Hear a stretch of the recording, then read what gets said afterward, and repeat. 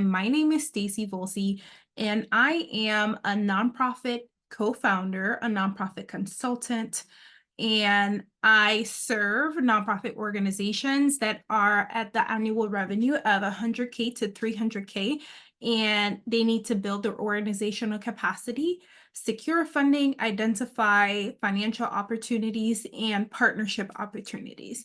So there's so much more in there. So if you want to talk about what that looks like for your organization and how I can support your organization into growing into a more, well, not profitable, but an organization that's bringing in more revenue, definitely let's chat. Today, the topic basically that we're going to talk about is the best way to secure funding for your nonprofit organization. And I want to have a conversation about that. So definitely drop a hashtag live if you're catching live and hashtag replay if you're catching the replay. So if, let me see, let me make sure on Facebook. Oh, one second, y'all. There we go. So if you're joining me on Facebook or Instagram, hashtag live, hashtag replay, and then we're gonna do what it is. So before we get started, I want to talk about like why a lot of like asking the question, the biggest challenge for a nonprofit organization, the number one response that I see from people that I've communicated with and sometimes just doing market research, a lot of founders, executive directors are saying funding. Now, I want to talk a little bit about why funding is the one thing that people bring up a lot and talk about, is that really the issue that we're seeing? Because then funding is the easiest thing to see. It's like, okay, I can't buy diapers for my community members. I can't pay for this event. So the issue is funding. But it goes deeper than that. And that's where I come in, and that's what I tell my clients about. The issue is never really just funding. Because if you founded a nonprofit or you serve on the board of a nonprofit, and getting the nonprofit to become financially sustainable and able to sustain its programs and its activities, and you're not able to do that because of funding, there's a bigger issue at hand. The issue that I want to allude to is the fact that your organization does not have a strategy in place to ensure that it's building its capacity to start securing funding, because funding doesn't just drop on your lap just like that. Because then you may go in groups and like you see nonprofits saying, oh, I got this grant, or it sounds so attractive, right? That people are getting grants. Well, they say they're getting grants left and right. And every time you apply, it's not working. Or maybe you thought that opening a nonprofit organization would be easier because you'd be able to get grants. That is not the way it works. Okay. Grants, unless it is a grant with no attachments, because not a lot of grants are like that. The grants that have no attachment to them, and what I mean by attachment, I'm going to go backtrack a little bit in a minute and talk about what that is. There's too much competition for it. Because if your organization, your nonprofit organization stands on business, you want to be able to not only have other revenue generating activities, but when you're applying for things like grants, you are grant ready and the funders are more likely to fund you because you're grant ready. So with my clients, we work on ensuring that the organization is setting itself up for success and to be profitable, because then it's nonprofit, but nonprofit in terms of profits to the share, like founders, and officers and stuff like that, they can still, you can still make a profit in a nonprofit organization. It just means that the profit is going to go towards the programmatic activities and not necessarily the well, there's no shareholders, but the leaders of the organization. Okay, that's the only difference. Any profit and revenue that you bring has to go towards its impact and its activities. So if you want to build a nonprofit organization that's bringing enough revenue that you can support the work that you're doing, you have to start working on ensuring that the organization is building its capacity and has a strategy in place to ensure that the organization is able to grow. Now, I don't know if you heard that, but please keep that in mind. You have, oh, wait. All right. Facebook told me something, but that's okay. It'll gonna be okay. Yeah, so you have to make sure that you're building an organization that has the infrastructure, the operations to support what you want to do. Because if you are functioning in a space of scarcity and only see what's right in front of you, and you're not planning for the long term, then that's the quickest way for you to get to, not succeed. Okay. Because then I like saying that there is no failure, it's only lessons, but you don't want to get to a place where your nonprofit is not succeeding, because now if you were really making an impact in your community, it's not only the organization and your ego that's affected, it's those people that you're serving as well. So now, not only did you not do your job to ensure that you were securing the funding and building an organization that can sustain itself, you did not do a good job at making sure that these people that depended on you were able to continue receiving the services or the programs that you had in place as a nonprofit organization. Now, I'll be totally I'll let you know right now, the nonprofits I work with are mostly community-based organizations. Now, community-based organizations or organizations, nonprofit organizations that work, that are centered with doing work with the community. Okay, so individuals that help the unhoused in their community, single moms, and other things that are community-based, like mental health. Those are organizations that's where my heart is, because I love doing work with the community. And if you are a nonprofit organizations that's community-based, then it is very essential that you start building your infrastructure and your operations to ensure that you're able to secure the funding that your organization needs to do the work that you say you're going to do. Because like I said at the beginning, it's not only you that's affected. It's not only the organization that's affected. It's not only your ego that's affected as a leader of your organization. It's those people that you're serving too, because now they're missing out. So I want to make sure that you keep that in mind and realize that the actions that you take or do not take will affect the people you serve. So you have to get to a place where you are essentially building that organization so you can secure the funding.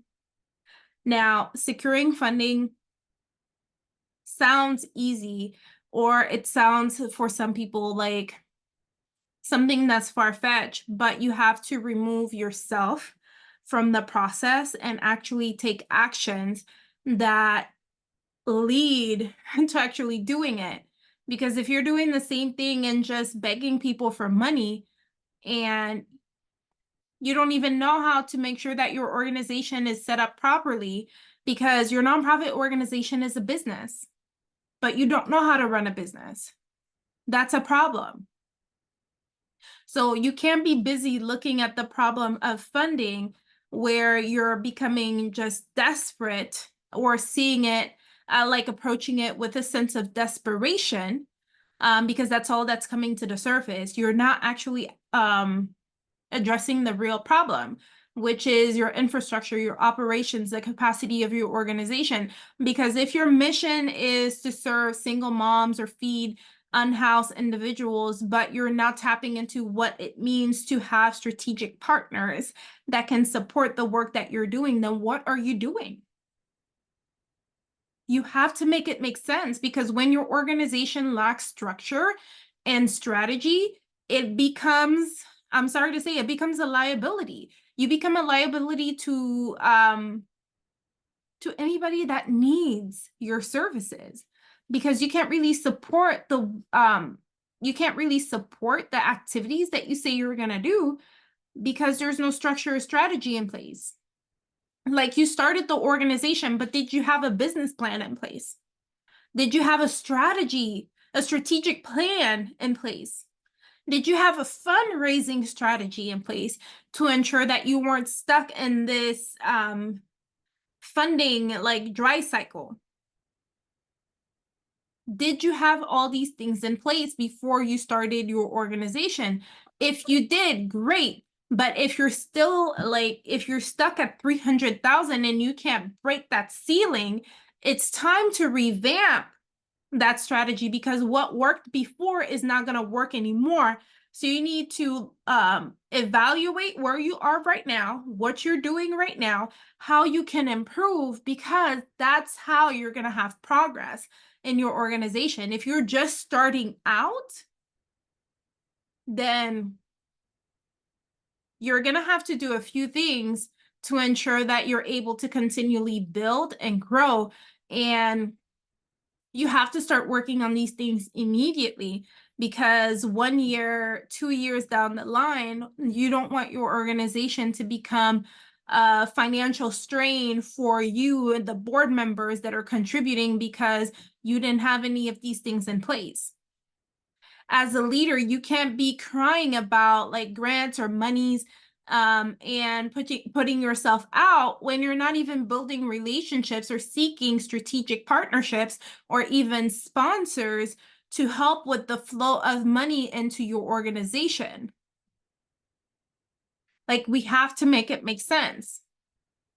Now, the other thing, if you're a founder and you want people to know you're a founder, but your organization cannot sustain itself for another 6 months without you putting money in it, then you don't need to let people know you're a founder. You need to start working on building that organization. Like, today I posted about it on my Facebook.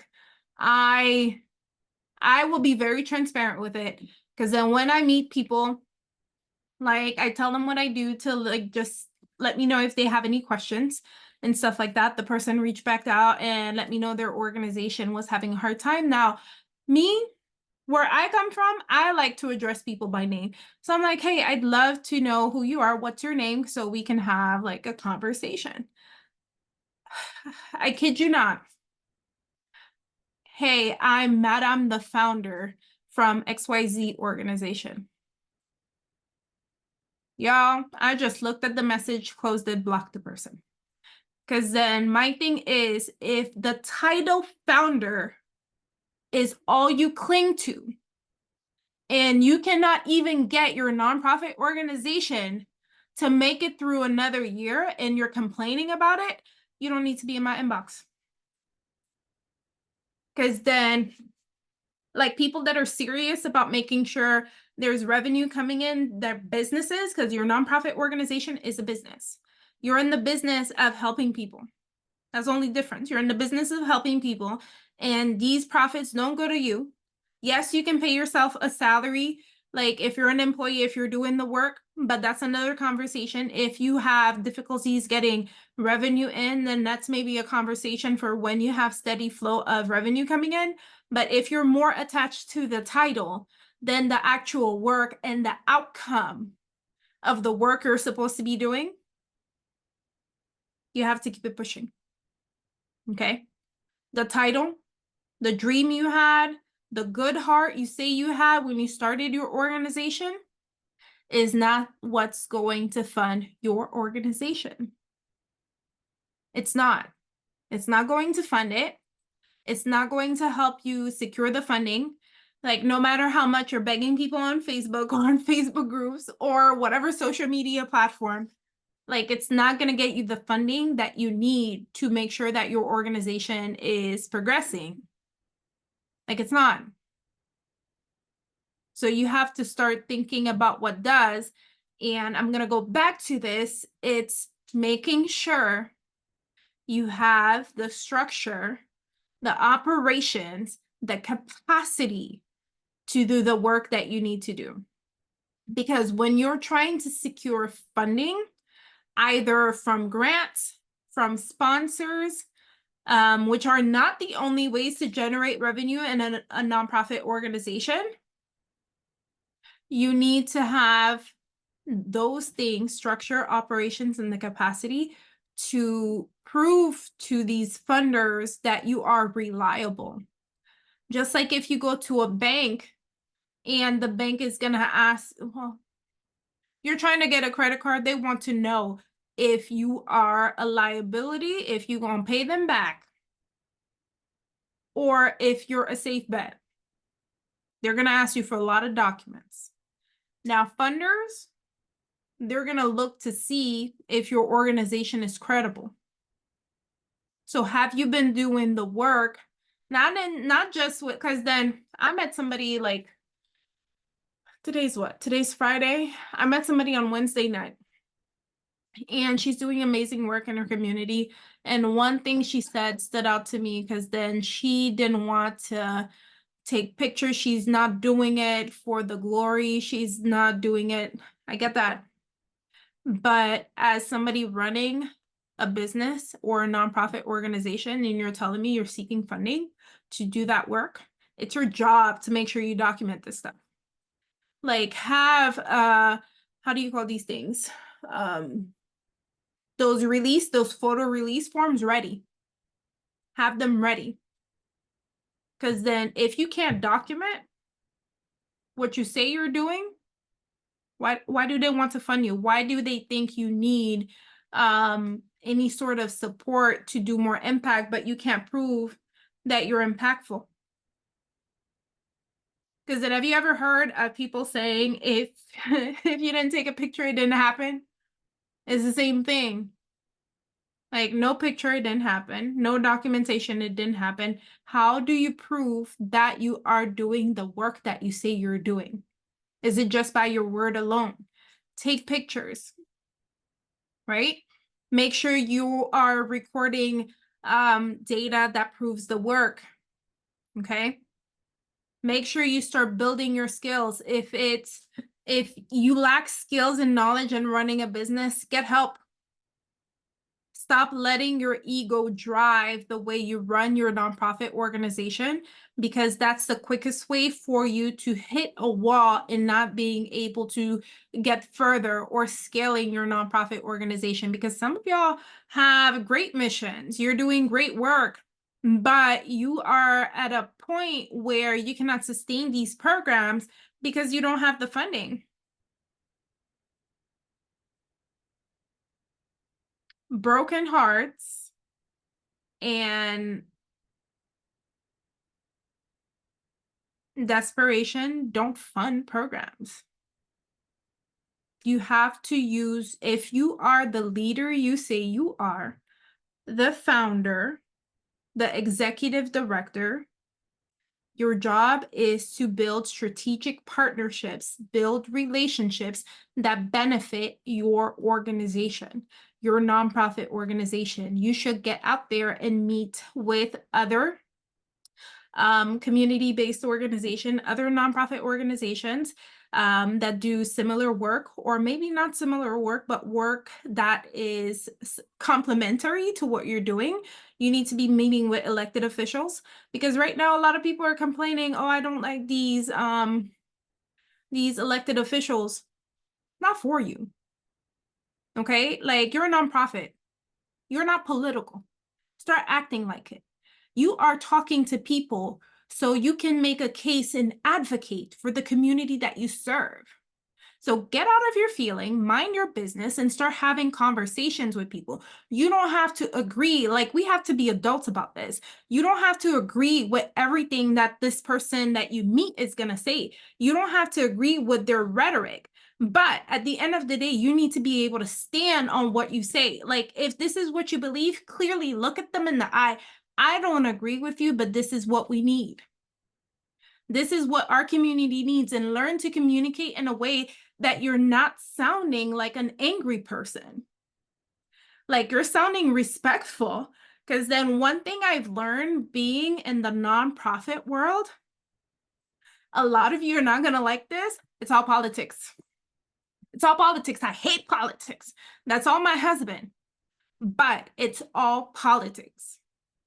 You have to learn how to put your best face on and have conversations with people you don't even like, so they can put you in rooms with people that can move the needle for your organization. I've had to learn how to do that. I don't like politics. I really don't. But I like talking to people, because one thing I learned to use my skills to have conversations with individuals that can help move the needle for our organization. Meet them in non-work settings. Have conversations about non-work stuff, because it's not always about the money. You have to build relationships with people, with funders, with leaders in your community, faith leaders, community leaders. If you're not getting yourself out there and doing these things, what are you doing? As a founder, a leader, an executive director, that is your job. That is your only job, to make sure the nonprofit is not in a place where it is stuck, where it's struggling for funds. So if you want to secure funding, you need to get out of your office, because right now I'm sitting in my home office, right? Get out of your office, find out who you need to get to know. Go to outreach events, go to tabling events. Most of the times elected officials are walking around these events because they want people to see them, because they have an election coming up. They want people to vote for them. Go meet people somewhere. Go meet people that can actually move the needle, make friends, whatever it is, outside of work. Do not talk work the first time. Build those relationships. Okay? You have to get to a point where you're not making excuses anymore. Oh, nobody wants to fund, or donors don't have that much money. Then, okay, find a new pool of donors, find major donors. It does not have to be you don't have to surround yourself only with the people you serve. You can surround yourself with people with deeper pockets as well. That does not make you, oh my God, what is the word? I can't think about it, but that does not make you the only term that's coming to my mind, and Uncle Sam, right? You're not betraying your cause because you're talking to other people. You know how many people I know, they are financially well, but they don't tell nobody, they don't tell anybody that, because they don't want people to feel like they change, right? They don't want people to feel a certain way about them, so they don't say anything. I don't want you to stay in a space where you're just going through the motions. You're just struggling. I don't like that word. You're just on the struggle bus, because that's all you know. That's all people talk about. Get off of it. Start building these relationships. Stop blaming external factors, because it starts with you. Because until you start taking action for your nonprofit organization and start taking accountability for the actions you're taking or not taking, then nothing's going to happen. You're going to be stuck in the same situation. Okay. Because honestly, no one cares how much money you put into the organization, because that's none of their business. That really is none of their business. So stop telling people you put so much into the organization, because it's really not their problem. What are you going to do to ensure this nonprofit organization that you've taken to 100K to 300K moves past that?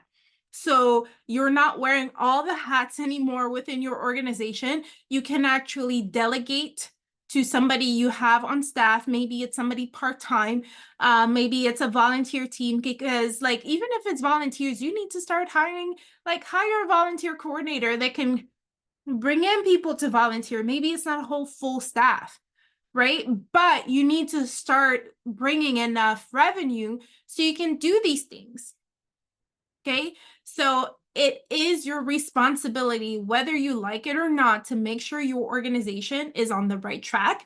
So securing funding, sponsorships, having the right programs in place, having like services that you offer to clients or businesses that you can charge a fee for to bring in revenue. These are things that you need to start thinking about. And if you didn't have them in place when you started the nonprofit organization, maybe it's time for you to take a sabbatical and go plan. Okay, because then, like, I'm not going to sugarcoat it. These are all things that you should have been working on your quiet time. Your first year, your second year, these are things you were supposed to work on. So if you did not have these in place and you really do not have more revenue coming into your nonprofit so you can continue keeping the doors open, you really need to go back to the drawing board and see how you can level up your skills and those of your executive team. I'm talking about your board members. You need to start building strategic relationships, and you need to start to create systems and structures that help your nonprofit thrive. Okay, so the first step is to make sure that you have the right skills and knowledge and all these things. And I'm just gonna throw it out there. For the next week, for the next 7 days, I'm gonna I opened up the capacity building mini audit. It's only $97 for the next 7 days. So until next Friday, it's gonna be $97, 45 minutes, no fluff. We just talk straight up about what you have, what you need, and I give you 3 actionable strategies that you can implement today to see your organization move in the next direction. So this audit, 5 spots. Like, I talk about capacity all the time. I only got 5 spots for the next week. Okay, so book your mini audit so we can start taking the first step towards a stronger and more effective organization. Because honestly, we talk about the best way to secure funding for your nonprofit organization. It's making sure that your nonprofit organization actually has the structure in place to start receiving these funds. Because if everybody, like if the funders are you're looking at your nonprofit organization and all they see is a liability, they're not going to want to fund it. So did you set up your nonprofit organization to make sure that you are ready to receive these funds or even ask for that money? Do you have other revenue generating activities in place? All of these are things that you need to think about. So I'm gonna stop talking there, because then my 2-year-old, he's almost 2, but I hear him starting to holler. But that's where I'm going to stop. I was highly heated here about this because I am passionate about this. I want people to know that your organization does not have to be like remaining at a level. If you're trying to go to the next level, it's all about ensuring that you have the strategy in place to ensure that you go to the next level. That's all it is. And that you are prepared and you have a game plan to move forward. Okay. So I'm going to put the link. If you are watching on Facebook, I'm going to put the link to schedule or sign up for the capacity building mini audit. And also you see the link of other ways to work with me. If you're catching me on Instagram, definitely drop the word audit in the comments and I'll send you the link over. And if you're catching me on YouTube, since this will be posted, comment and then I'll make sure to send that over to you.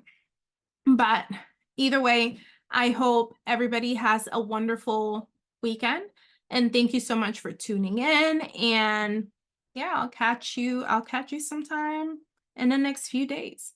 Anyways, lovely to see you. Hashtag replay if you're catching the replay. Annette, thank you so much if you're catching this. And I'm glad I could share some information with you. I appreciate you. Thank you so much for joining me. And Annette, did you come to my grant writing 2.0 masterclass?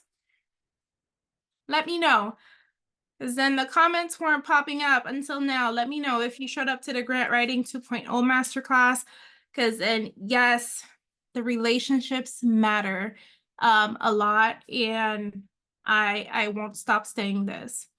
Like, I meet too many people. I don't want to talk to this person. I don't like what they stand for. Did you even try having the conversation?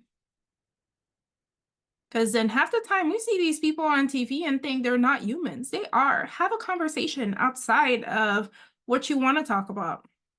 Like, really talk to the person. You'll probably be surprised how much you have in common with the person and how you can not convince the person, but get the person to see your point of view as well. Because that person may be your biggest advocate. You never know. You never know. I'm just saying.